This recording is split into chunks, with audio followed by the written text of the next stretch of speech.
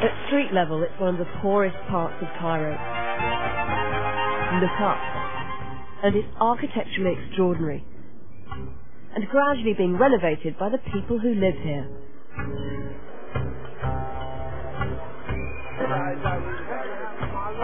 I think what this project is showing is that if you do area restoration in historic cities, you can actually change the economic standing of thousands of people who are amongst the poorest, because these historic cities very often are concentrations of the ultra-poor.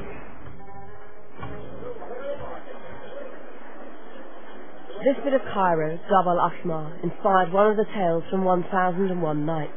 1,000 years ago, the ancestors of the Aga Khan put down their roots here and founded Cairo.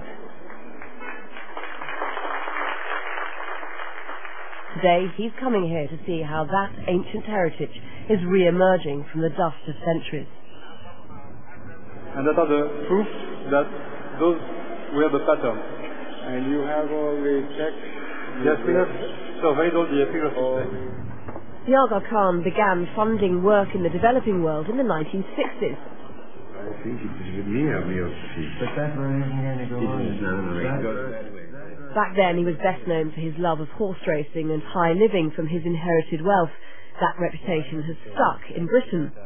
Meanwhile, as the spiritual leader of the world's 15 million Shia Ismaili Muslims, he's used the money they pay him in tithes to finance regeneration projects in places as diverse as Kabul, Mostar, Zanzibar and Pakistan. As our faith instructs us to do, so that Islam...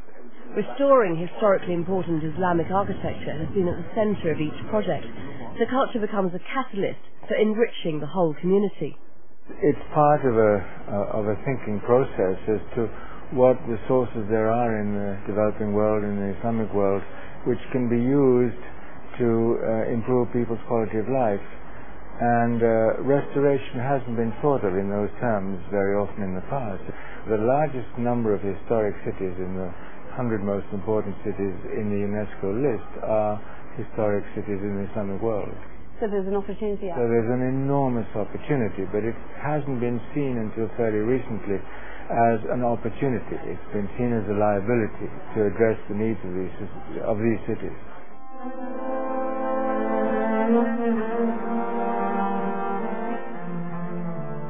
We chatted in the elegant surroundings of the vast park the Aga Khan has created on what used to be an old rubbish dump in the heart of Cairo.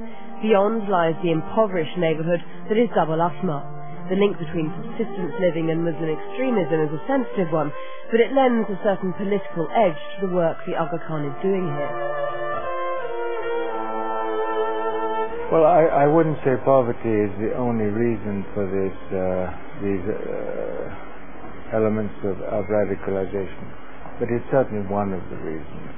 And insofar as we can address poverty in rural environments, poverty in urban environments, we are, I hope, improving the quality of life of the most marginalized in society. And of course, in Islam, that is a duty on all Muslims. So how does it work on the ground? Work began in earnest in Jabal Ahmar 5 years ago. Alongside the revitalization of minarets and mosques, housing stock was improved, community facilities built and businesses offered loans. Mohammed Al-Fayed secured one and has expanded from just 2 people to 7. In my opinion, they changing the whole my life. 5 years ago, there were a lot of people who have no work. With Aga Khan, there is a lot of young people today have their own project. It's a small project, but they can live. They can make a better standard of living.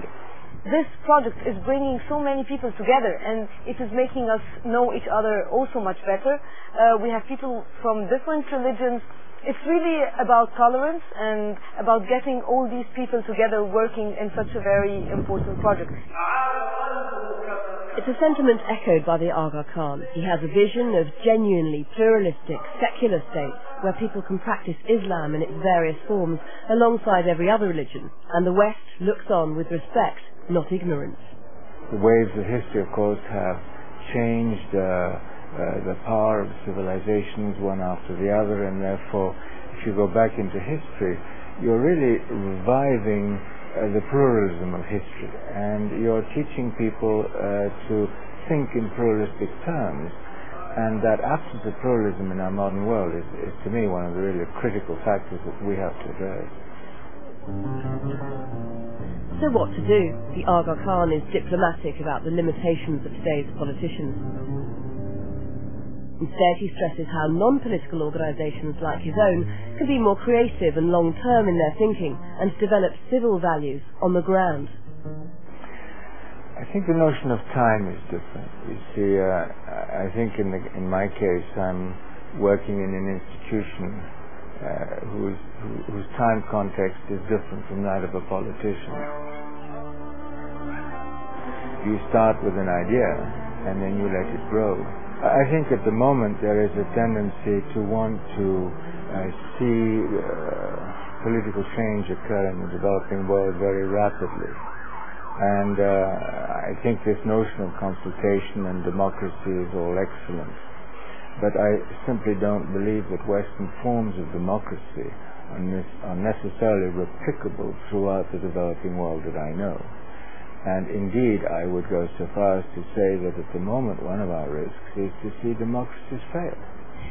In which case, is there a merit in actually sort of giving up on the whole concept in the short term? No. I think you have to be patient, careful, analytical, thoughtful, prudent, and build step by step. I don't think it can be done like mixing a glass of Nescafe.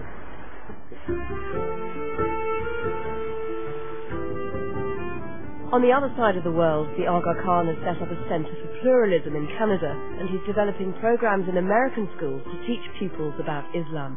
In Cairo, the next plan is a museum of artefacts found from all the digging and conserving. There's a philosophy behind it. The more you remind people of the cosmopolitanism of Islamic history, the more they'll want the same thing in the future.